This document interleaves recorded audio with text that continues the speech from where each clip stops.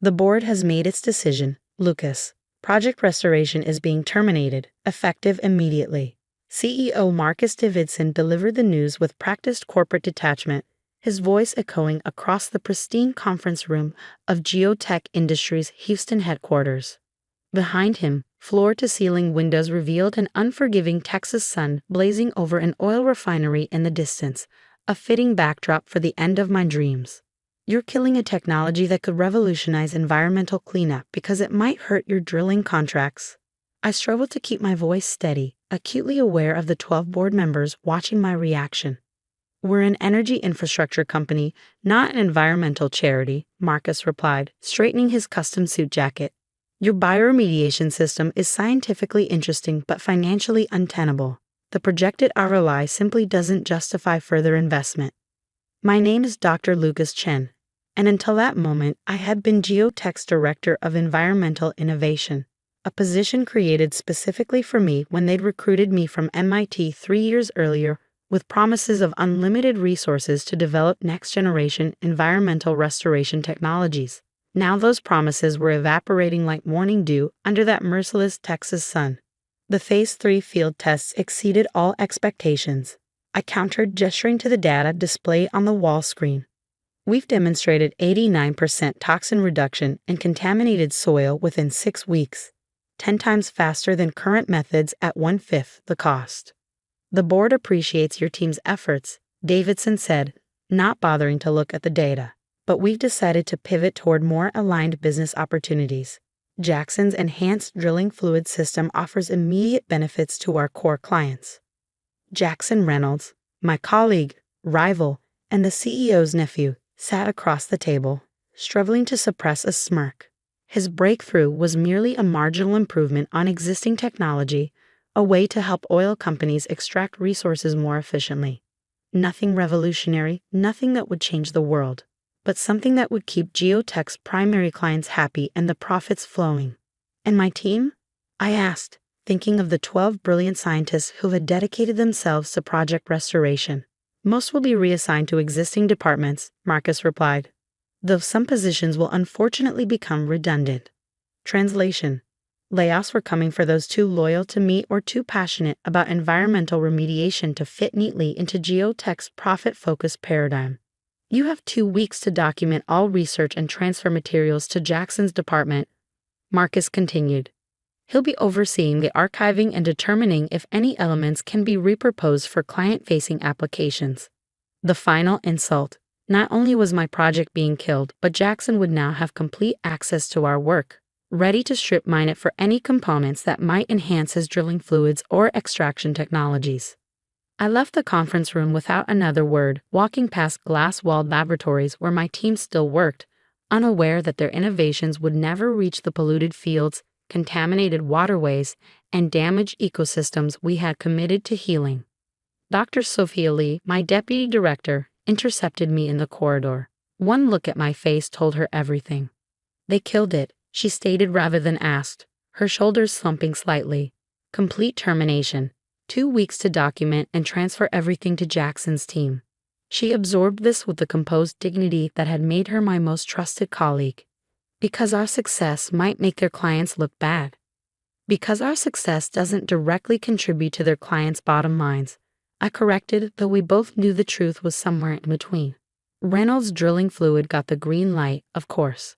We reached my office, a glass cube that had once symbolized the transparency and openness of scientific innovation, but now felt like a display case where my failure would be exhibited for all to see. What do we do now? Sophia asked after I closed the door. I stared out at the sprawling Geotech campus, remembering the day I had arrived, full of optimism about the corporate resources that would finally allow me to scale the bioremediation system I'd been developing since graduate school.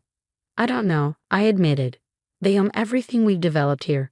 The bacterial strains, the delivery system, the monitoring technology, all of it. Not everything, Sophia said quietly, lowering her voice though we were alone. The adaptive genomic modification protocol was derived from your pre-Geotech research, and the mobilization enzyme we've been testing for the past month isn't in the official documentation yet. She was right. My original research at MIT had focused on engineering bacterial strains that could adapt to different pollution profiles. Geotech had funded the expansion of that work. But the core intellectual property had origins outside the company, and our newest breakthrough, an enzyme that dramatically improved the mobility of our bacterial colonies through contaminated soil, wasn't yet integrated into the official project records. A dangerous idea began forming in my mind. Lucas, Sophia said, recognizing my expression. Whatever you're thinking, remember those ironclad contracts we signed. Geotech owns us. They own what they know about, I replied slowly. Not what they don't. That evening, I called an emergency meeting at my apartment, not through company channels, but via personal contacts I trusted absolutely. 6 key members of Project Restoration gathered in my living room, their expressions ranging from anger to dejection to confused determination. Project Restoration has been terminated, I announced without preamble. Geotech has decided that cleaning up environmental disasters isn't as profitable as helping create them. The room erupted in outrage and dismay.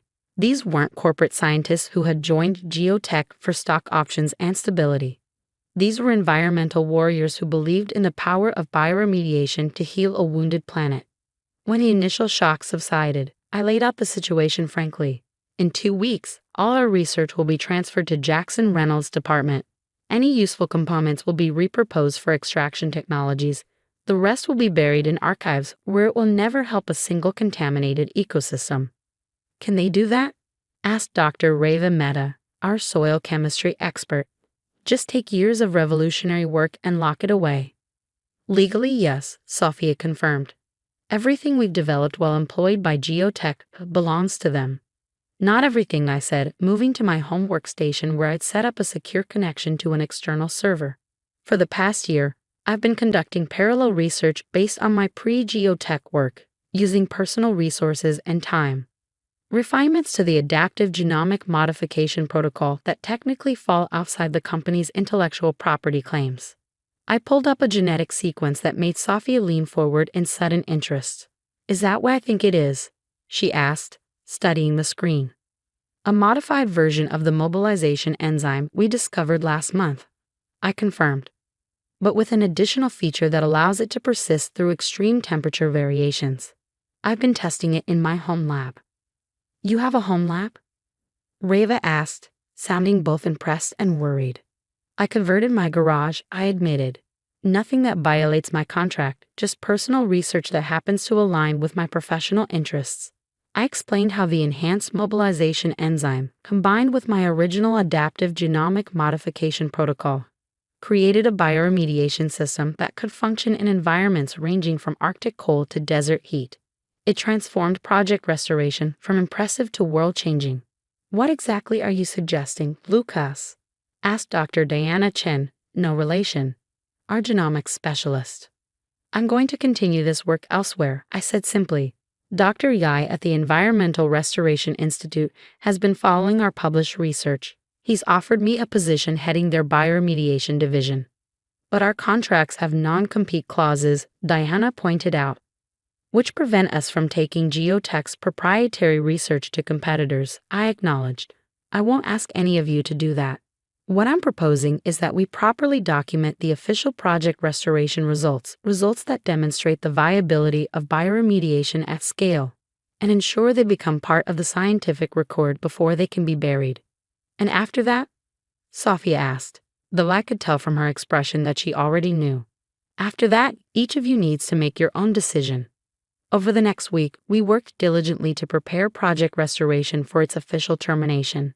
To any observer, we appeared to be dutiful employees following the shutdown protocols. But we were meticulously documenting every successful test, every promising result, ensuring that the revolutionary potential of our system was unmistakably clear in the official record. Meanwhile, in my home lab, I refined the enhanced mobilization enzyme and adaptive genomic protocol, work that had never been part of Geotech's official research and thus remained mine. On day 8, Jackson Reynolds made his first appearance in our laboratory complex, clipboard in hand, surveying what would soon fall under his control. Lucas, he greeted me with artificial congeniality. I'm just doing a preliminary assessment of salvageable components from project restoration. No need to stop your documentation. Help yourself, I replied neutrally. Everything's being organized according to company protocols. He wandered through our lab space, occasionally making notes or taking photos with his tablet. Shame about the project. Interesting science, just not commercially viable in today's market realities. I bit back several responses, settling on diplomacy. Different measures of value, I suppose. That's the thing about you academic types, he said, his condescension barely concealed. Always focus on what could be instead of what is. The market doesn't reward idealism, Lucas. It rewards solutions to actual problems that people will pay to solve. Environmental devastation seems like an actual problem to me. Sure, but who's the customer? Who pays?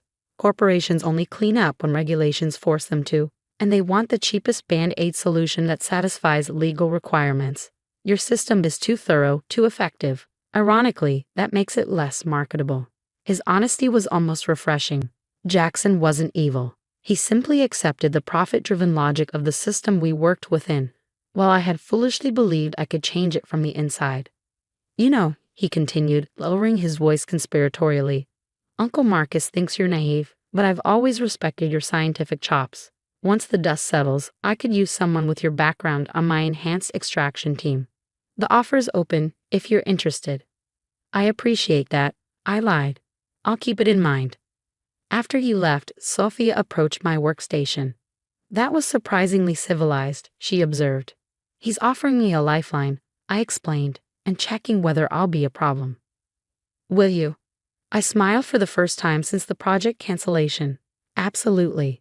On day 12 of our 2-week shutdown period, we made our move. At 9:00 a.m., I submitted a comprehensive research paper to Environmental Science and Technology, the field's most prestigious journal. The paper detailed project restoration's methodology and results with all 7 key team members as co-authors. Because Geotech had previously approved our research for public dissemination, a requirement I had insisted on in my original contract, the company had no legal grounds to block publication. At 9:05 a.m., I submitted my resignation letter, effective immediately. By 9:30 a.m., 5 other resignation letters had landed on Marcus Davidson's desk, including Sophia's. By 10:00 a.m., we had all cleared out our personal belongings and returned our company badges to a bewildered security team. The first call came as I was loading boxes into my car. Marcus Davidson himself, his corporate calm replaced by barely controlled fury. What the hell do you think you're doing, Chen? You can't just walk out in the middle of a project transition. I'm exercising my right to resign, as outlined in Section 7.3 of my employment contract. I replied calmly. All relevant research has been properly documented according to company protocols. Jackson should have no trouble completing the archiving process. This is about Reynolds getting the funding instead of you, isn't it? I expected more professionalism. This is about a company that recruited me to develop environmental restoration technology, then killed that technology when it threatened to make its clients look bad. I interrupted. My resignation letter makes that perfectly clear. Good luck with those enhanced drilling fluids, Marcus. I'm sure they'll be very profitable. I ended the call and drove away from Geotech Industries for the last time. In my rearview mirror, the sprawling campus grew smaller, its gleaming glass buildings reflecting a sky that we had hoped to help protect. 2 weeks later, I sat in Dr. Yi's modest office at the Environmental Restoration Institute discussing plans for our new bioremediation division. The concrete walls and utilitarian furniture were a far cry from Geotech's luxury, but the purpose in the air was palpable. The renovation of the West Wing laboratory should be completed next month, Dr. Yi was saying.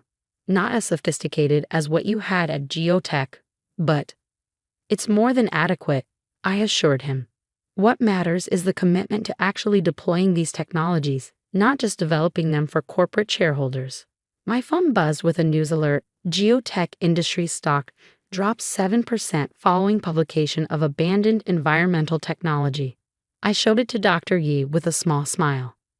Your paper is making waves, he observed. The contrast between the technology's potential and Geotech's decision to abandon it is striking. especially since 3 major oil spills in the past month could benefit from precisely this kind of remediation, I added. The paper had been fast-tracked for publication, given its significance, and the timing couldn't have been more perfect, or worse, from geotech's perspective. Environmental groups were already calling out the company for shelving technology that could address exactly the kind of disasters currently in the headlines. My phone rang, Sophia calling from the temporary lab space we'd set up in a rented warehouse across town. "You need to see this," she said without preamble. "The enhanced mobilization enzyme combined with the adapted bacterial strain is showing 97% toxin reduction in heavily contaminated soil samples. The control mechanisms are holding perfectly. The bacteria self-terminate after remediation is complete." My heart raced. This was even better than our projections. "How's the temperature resilience testing going?" "From minus 10 degrees Celsius to 45 degrees Celsius with minimal efficiency loss." "Lucas, this isn't just an improvement. It's a revolution in environmental restoration." "Document everything meticulously," I instructed. "We'll need to file the provisional patents next week." After ending the call, I noticed Dr. Gay studying me with a thoughtful expression. "You had already developed the enhanced system before leaving Geotech, hadn't you?" he asked. "I had developed the theoretical framework and conducted preliminary tests," I acknowledged carefully, "based on my pre-Geotech research, nothing that violated my employment agreement." He nodded slowly. "Geotech will claim otherwise when they realize what you've created." "Let them. The paper trail is clear. The adaptive genomic modification protocol was based on my MIT work, and the enhanced mobilization enzyme was never documented in their systems." 3 months after leaving Geotech, our new company, Restoration Biosciences, was officially incorporated with seed funding from a coalition of environmental groups, private investors committed to sustainability, and a surprising source: 3 oil companies seeking to improve their environmental response capabilities in the wake of costly spills. Our first major contract came when the Environmental Protection Agency selected our technology for a demonstration project at a heavily contaminated brownfield site in Michigan that had resisted traditional cleanup methods for decades. I was overseeing the initial deployment when my phone rang with a number I recognized all too well: Jackson Reynolds. "Lucas," he began without preamble, "we need to talk about your bioremediation system." "What about it?" I asked, watching as our team prepared the bacterial delivery mechanism. "Geotech believes there may be some intellectual property overlap with Project Restoration. Marcus asked me to reach out before things get legal." I had been expecting this. "There's no overlap, Jackson. The core technology builds on my pre-Geotech research, as documented in my MIT publications. The enhancements were developed after I left the company." "Come on, Lucas," he said, his voice dropping into a more personal tone. "We both know you must have been working on this before you left. The timeline doesn't add up otherwise." "The timeline is precisely documented. Feel free to have your lawyers review our patents and development records." A long pause followed. "Look, instead of fighting about this, what if we discussed a partnership? Geotech has the infrastructure to deploy your system globally. We could make this a win-win." I thought about the boardroom where my dreams had been crushed, the refinery visible through the windows, the casual dismissal of technology that could heal damaged ecosystems. "Send me a formal proposal," I said finally. "But understand this. Any partnership will require complete commitment to deploying this technology wherever it's needed, not just where it's most profitable." "I'll see what I can do," he replied, though we both knew Marcus Davidson would never agree to such terms. A week later, as expected, Geotech's lawyers sent a cease and desist letter claiming intellectual property infringement. Our lawyers responded with comprehensive documentation of my research timeline, the distinct differences between Project Restoration and our new system, and evidence that the core technology predated my Geotech employment. The legal posturing continued for months, a background annoyance to our real work. Because while lawyers exchanged threatening letters, something remarkable was happening in Michigan. Dead soil was coming back to life. The EPA monitoring team was amazed by the transformation. Areas that had been toxic wastelands for generations were showing native plant growth just 4 months after treatment. Groundwater toxin levels had dropped by 94%. Wildlife was returning to areas that had been devoid of life for decades. News outlets picked up the story, featuring dramatic before and after images of the remediation site. Environmental groups highlighted the technology that geotech had abandoned, now demonstrating unprecedented success. The company's stock dropped another 5% as shareholders questioned the leadership's decision-making. 6 months into the Michigan project, I received another call, this time from Marcus Davidson himself. "Chen," he began, his voice lacking its usual confidence, "the board would like to discuss acquiring Restoration Biosciences." I couldn't help but laugh. "You want to buy the company you said would never be viable." "Market conditions have evolved," he replied stiffly. "Environmental remediation has become a strategic priority for many of our clients." Translation: oil companies were under increasing pressure to clean up their messes, and geotech wanted to control the most effective cleanup technology to maintain their business relationships.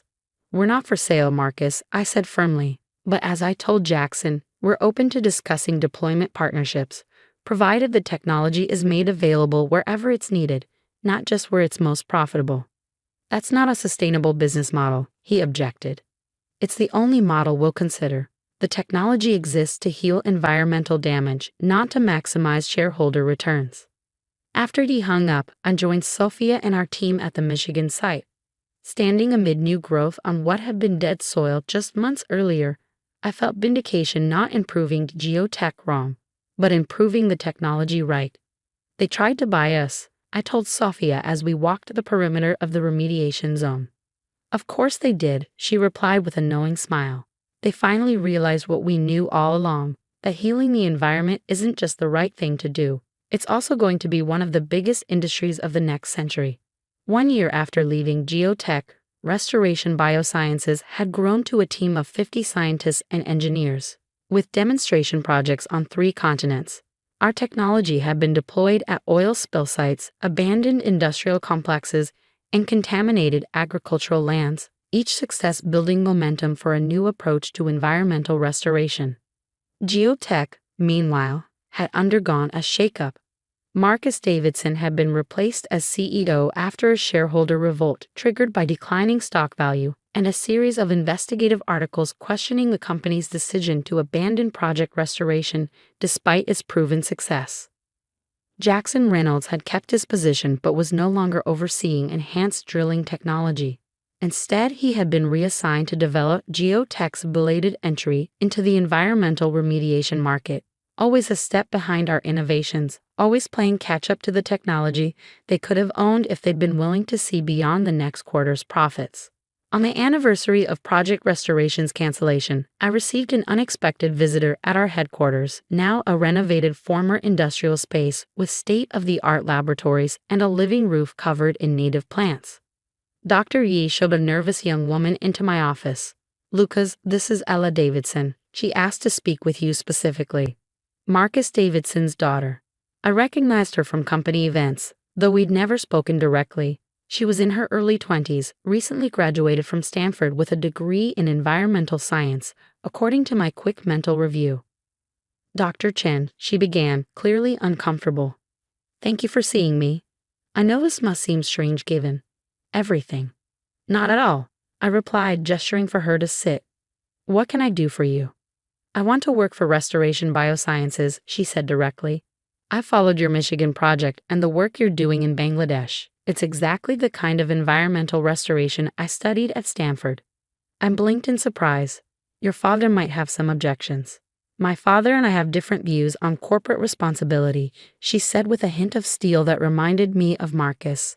"I believe companies should be part of environmental solutions, not contributors to the problem. And I'd rather work for the innovators than the imitators." I studied her for a moment, seeing sincerity in her expression. "We hire based on merit, not family connections, positive or negative. Your last name won't help or hurt you here." "That's all I asked," she replied with evident relief. "A chance to be judged on my own work, not my father's decisions." Later that evening, as I reviewed application materials from promising scientists eager to join our team, including Ella Davidson's impressive research on wetland restoration, I reflected on the journey that had brought us here. Geotech had believed that environmental remediation wasn't profitable enough to pursue. They had calculated value solely in terms of quarterly returns and shareholder dividends. But they had failed to see the biggest market opportunity of all: healing a planet in crisis. Our success wasn't just a personal vindication or a business triumph. It was proof that doing the right thing could also be the smart thing, that innovation focused on environmental healing could succeed where profit-focused extraction had begun to fail. My phone buzzed with a text from Sophia. Asterisk just got confirmation. The UN Environmental Program wants to deploy our system at 50 critical sites worldwide. This is really happening, asterisk. I smiled, thinking of that conference room at Geotech where they had killed Project Restoration, of Jackson's condescending offer, of Marcus Davidson's certainty that environmental remediation wasn't commercially viable. Sometimes the most powerful response to rejection isn't anger or resentment. It's proving through undeniable success that they were catastrophically wrong. Not just for personal satisfaction, but because the work itself matters too much to abandon. Outside my window, the sun set over our testing fields, where once contaminated soil now supported a riot of native plants. In the distance, I could see the lights of the city where Geotech's headquarters still dominated the skyline, a monument to old thinking and short-term gains. But the future belonged to those who understood that true innovation meant healing rather than exploiting, restoring rather than extracting. And that future was already taking root, one remediated ecosystem at a time.